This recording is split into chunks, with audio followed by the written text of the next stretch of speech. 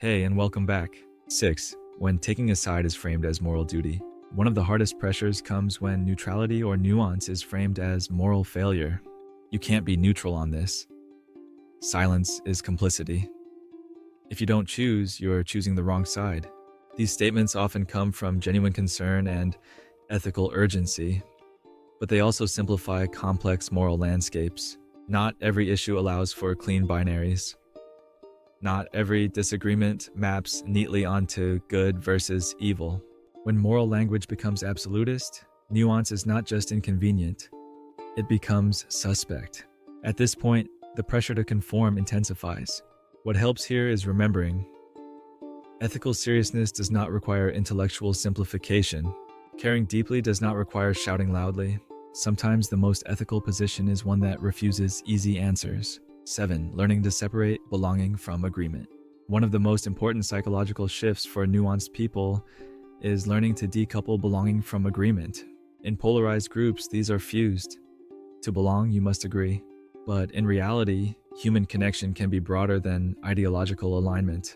This requires choosing relationships that allow complexity, accepting that not every space is safe for every part of you, letting go of the fantasy of universal understanding. Some groups are built around certainty, others are built around curiosity. Neither is inherently wrong, but they offer different kinds of connection.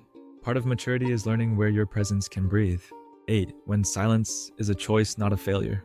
There are moments when speaking your nuance is not helpful, not because it is wrong, but because the space cannot receive it.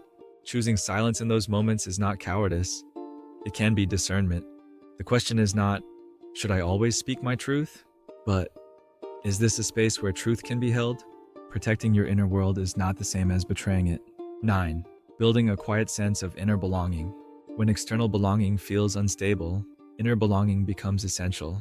This means trusting your own capacity to think, allowing uncertainty without self-attack, resisting the urge to simplify yourself for approval. You may belong less loudly, less visibly, but more honestly. And over time, this tends to attract fewer, but deeper connections. 10. A different kind of courage. Courage is often imagined as confrontation, but there is another form of courage. Staying open in a closed conversation, remaining humane in rigid environments, refusing to harden just to belong. This courage is quieter, less visible, but no less real. Outro, choosing nuance without losing yourself. Living with nuanced views in a polarized world is not easy. It can feel isolating, it can feel risky, it can quietly hurt, but nuance is not weakness, it is not indecision, it is not moral laziness. It is often the result of careful thought, emotional maturity, and a willingness to live without simple answers. You may not always feel fully included, you may not always be understood, but you are not alone. There are others who live in this in-between space, holding complexity, choosing reflection, and staying human in a world that often demands certainty. And sometimes simply knowing that this way of being has a name and a dignity is already a form of belonging. For more reflections on psychology, philosophy, and living thoughtfully in modern life, you can explore the rest of the channel. Thank you for being here. Are there specific topics you're interested in or a particular question you'd like answered in your life? Let me know in the comments. Subscribe now and join me on your journey toward more clarity and inner strength.